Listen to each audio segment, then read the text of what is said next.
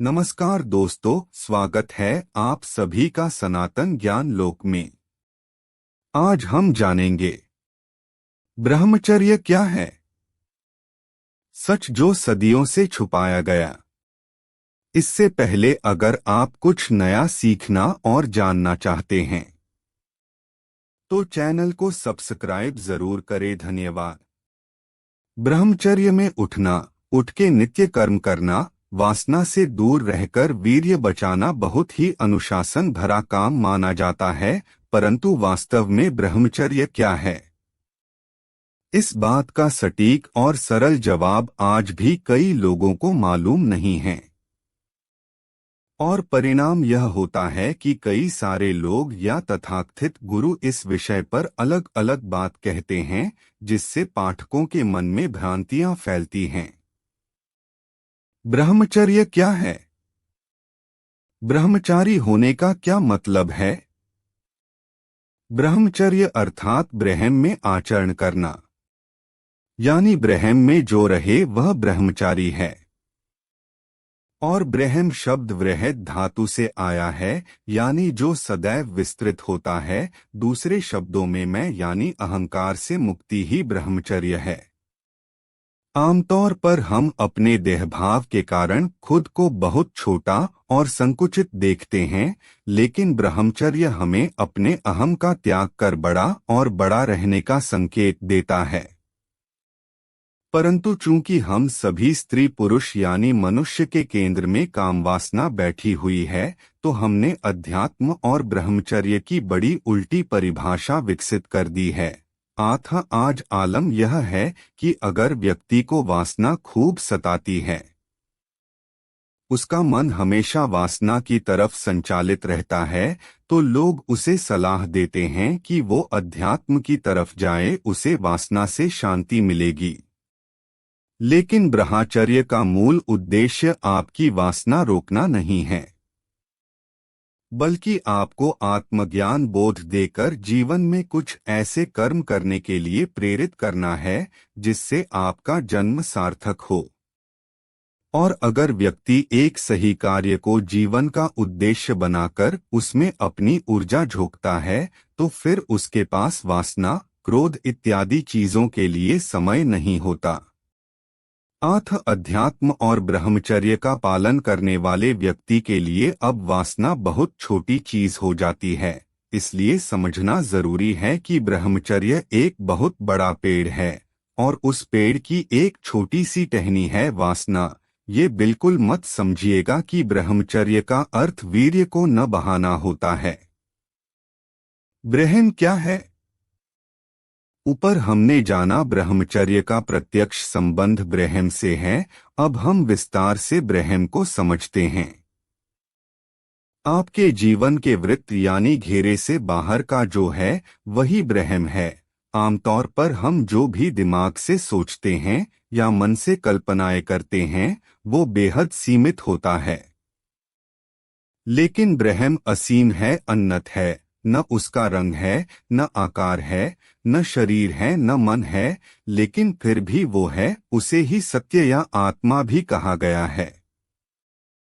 ब्रह्म वो जिसे परिभाषित न किया जा सके, जिसकी व्याख्या न की जा सके, क्योंकि हम सिर्फ उन्हीं चीजों का विश्लेषण कर सकते हैं जो हमारे मन के दायरे में आती है। अब सवाल आता है, तो जिसे देखा नहीं जा सकता, जाना नहीं जा सकता, उसमें रहकर कैसे जिया जा सकता है? क्योंकि ब्रह्मचर्य का अर्थ ब्रह्मा में लीन होना होता है। तो यहाँ समझना जरूरी है कि आत्मा यानी सत्य से जो व्यक्ति जीवन जीता है उसे आप ब्रह्मचारी यानी ब्रह्म से जीने वाला व्यक्ति कह सकते हैं। और आत्मा में जीना कोई बाएं हाथ का खेल नहीं। सोचिए, मन के कपटपन, लालच और स्वार्थ को छोड़ने के लिए कितना अभ्यास चाहिए। लेकिन जो व्यक्ति ऐसा करने में सफल हो जाता है और आत्मस्थ होकर यानी सच्चाई से जीवन जीता है, उसके लिए सुख दुख भी दूर की बात हो जाते हैं। ब्रह्मचारी कौन है? ब्रह्मचर्य का सीधा संबंध न वासना से है, न शरीर से है, बल्कि इसका प्रत्यक्ष संबंध ब्रह्मा से है। जिस व्यक्ति ने अपना अहंकार इतना शून्य कर दिया कि अब उसकी कोई व्यक्तिगत इच्छा नहीं है, ब्रह्मा के कहने पर वो काम करेगा, ब्रह्मा करने पर सोएगा, वही वास्तव में ब्रह्मचारी है। एक ब्रह्मचारी के लिए फिर बाकी सभी चीजें बहुत मूल्य की नहीं होती, यानी वो ब्रह्मा में जीता है। आत्मान, अपमान, धन, सम्मान इत्यादि में उसकी कुछ विशेष रुचि नहीं रह जाती। इसी प्रकार बाकी चीजों की तरह वासना भी उसके लिए एक बहुत छोटी चीज रह जाती है। न तो वह किसी महिला को इस तरह देखता है जिससे उसकी काम वासना पूरी हो जाए, नहीं वह उनसे दूर भागकर उन्हें देखना बंद कर देता है। बल्कि वास्तव में वह इंसान जिस भी महिला या पुरुष के साथ संबंध स्थापित करता है, वह संबंध स्वस्थ होते हैं। यौन इच्छा से मुक्ति ब्रह्मचर्य का एक बहुत छोटा हिस्सा है। यह कहना कि ब्रह्मचार्य मूल उद्देश्य संभोग वासना से मुक्ति पाना है, तो ऐसा नहीं है। ब्रह्मचार्य से जुड़ी भ्रांतियां। चूंकि हमने ब्रह्मचार्य को काम वासना से जोड़कर देखा है, इसलिए लोगों के मन में ब्रह्मचार्य को लेकर कुछ धारणाएं बना रखी हैं। ब्रह्मचारी को शादी नहीं करनी चाहिए। हमें लगता है ब्रह्मचारी वह व्यक्ति है जो कामुक नहीं होता। ऐसे व्यक्ति को किसी दूसरी स्त्री की तरफ न तो आकर्षित होना चाहिए, न ही संतानोत्पत्ति के बारे में सोचना चाहिए। निश्चित दिनों तक उपवास करना। ब्रह्मचारी व्यक्ति को सात्विक भोजन करने के साथ साथ उपवास रखकर अपनी इंद्रियों को संयमित रखने की सीख दी जाती है, लेकिन वास्तव में ब्रह्म का लक्ष्य आपके आहार को नहीं अपितु आपको एक श्रेष्ठ व्यक्ति बनाना होता है। इसलिए वहां पर प्रत्यक्ष रूप से उपवास रखने या भोजन के विषय पर बातचीत ही नहीं की जाती। आहार वो लें जिससे आप ब्रह्म तक पहुंच सके। वीर्य को बचाना। देखिए, जब व्यक्ति का एकमात्र उद्देश्य जीवन में अपने वीर्य की रक्षा करना होता है, तो फिर भला वह अच्छे कार्य कैसे कर सकता है। मान लीजिए एक व्यक्ति जिसने 1 साल से अपना वीर्य न बहाया हो, पर ऐसा करके भले उसके जीवन में कामवासना शांत हो जाए, लेकिन क्या उसके मन से डर, लालच, क्रोध कम हो जाएगा?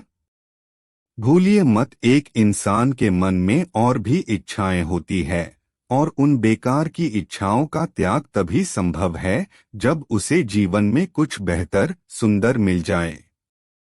ब्रह्मचर्य धारण करने पर चमत्कार। कई लोग अध्यात्म और ब्रह्मचर्य जीवन को एक चमत्कार की भांति देखते हैं। उन्हें लगता है जीवन में ब्रह्मचर्य आने पर शरीर बलिष्ठ हो जाएगा, उन्हें दिव्य अनुभव होने लगेंगे, जीवन में कुछ चमत्कार या जादू होने लगेगा। लेकिन वास्तव में ऐसा कुछ नहीं होता। ब्रह्मचर्य में उठने के फायदे। चूंकि अब तक हमने ब्रह्मचर्य का वास्तविक अर्थ समझा है, तो जाहिर सी बात है समाज में जो ब्रह्मचर्य के नाम पर मान्यताएं हैं, नियम हैं, वो भी बिल्कुल अलग होंगे। तो अगर आप एक ब्रह्मचारी व्यक्ति हैं जिन्हें लगता है ब्रह्मचर्य में सुबह 3 बजे उठने पर कुछ खास होता है, दैवता के अनुभव होते हैं, तो ऐसा कुछ नहीं है। ब्रह्मचारी व्यक्ति के पास कोई अलौकिक शक्ति नहीं होती जिससे प्रातः काल उठने पर कुछ चमत्कार हो जाए। हालांकि इतना जरूर है, अगर आप सुबह जल्दी उठते हैं तो पर्यावरण शांत रहता है और सुबह कसरत करने से शरीर में स्फूर्ति आती है, स्वास्थ्य ठीक रहता है और बड़ी बात, आपका ध्यान किसी एक चीज पर केंद्रित होना सरल होता है। पर यह सभी फायदे सामान्य लोग यानी जो ब्रह्मचर्य का पालन नहीं करते हैं, उन्हें भी होते हैं। क्या स्त्री ब्रह्मचर्य का पालन कर सकती है? जी हाँ, बिल्कुल। पुरुष हो या स्त्री, दोनों ब्रह्म में जीवन जीकर आत्मस्थ हो सकते हैं। क्योंकि चेतना पुरुष हो या स्त्री सभी में होती है, इसलिए हर व्यक्ति ब्रह्मचारी हो सकता है। ये थी कुछ जानकारी। अगर अच्छी लगी तो लाइक और सब्सक्राइब जरूर करें।